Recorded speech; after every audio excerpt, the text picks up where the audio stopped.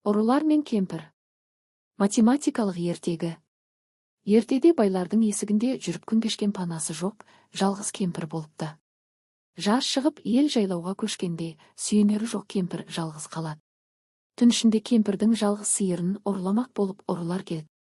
Кемпір, бұлар менің жалғыз сиырымды нысанаға алған екен. Мен де бұларды алдайын деп ойлайды. Сөйтіп, жалма-жан бір шелек суды сапырып отырып, мынадай өлең айтыпты. Сапырып-сапырып сарманға бер. Құйып-құйып құрманға бер. Есіктегі екеуге бер. Өзің іш те маған бер.